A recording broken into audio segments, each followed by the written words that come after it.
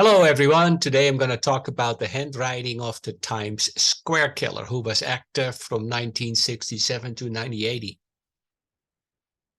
Here we see a sample of his writing. We can see it is methodical, controlled, and that suggests he likes to be in charge and in control.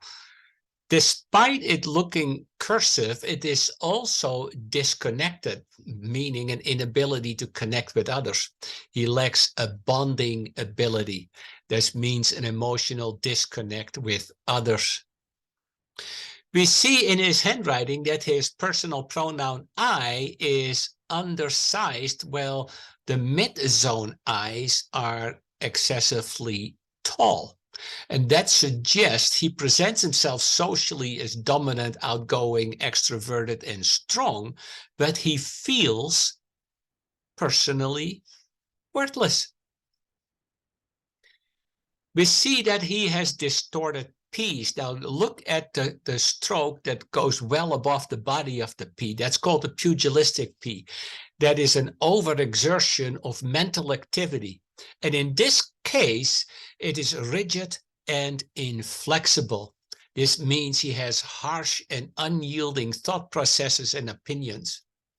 The rise above the P stem is indicative of somebody who argues, and they argue as a defense mechanism, often to protect themselves from intrusions from others. They have a strong tendency to want to be right and win arguments. Distorted P's means unusual physical desires and attitudes. These physical desires are probably expressed as unusual and out of the norm sexual activities.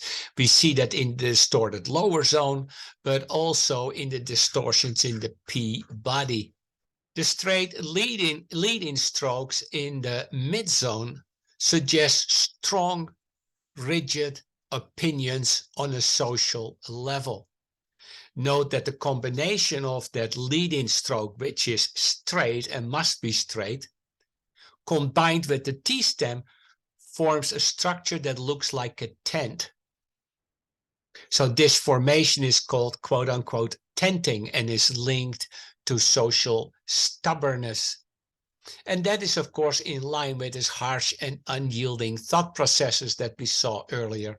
Now, here we see that the downstrokes are lighter and the upstrokes are heavier. And this is a reversal of the normal pattern, which is normally heavy down and lighter up. This is called displaced pressure. And it means that these people have an inappropriate release of their energy. And that can be physical, sexual, and or emotional.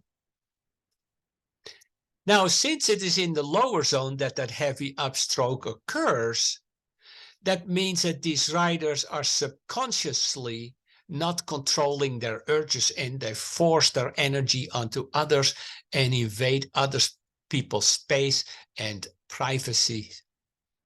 Now, when you combine the subconscious urge to invade other people's privacy and space, the rigid and harshness thought processes, as well as the unyielding social tendencies, then we have somebody that is unable to control his urges in a normal sexual emotional manner. And we see an individual with multiple questionable danger signs in his handwriting. Richard Cunningham is a serial killer and rapist with at least 17 victims. He was active from 1967 to 1980, and he was one of the early computer operators and bragged about his need to hurt women, talked about articles of rape and murder that he actually committed and did that at work, and made clear he enjoyed prostitute and sadomasochism. He grew up with a doting mother who unconditionally approved of him while not providing inhibiting structure, direction, or discipline. David Holmes, a behavioral profiler, stated in a documentary regarding Randy Kraft, Quote, his childhood was uneventful, his father distant, and he had a doting mother.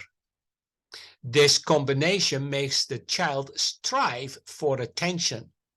He feels pushed and supported, tends to achieve a lot, and felt secure by the mother. This is also the background of many serial killers. This applies to Richard Cunningham.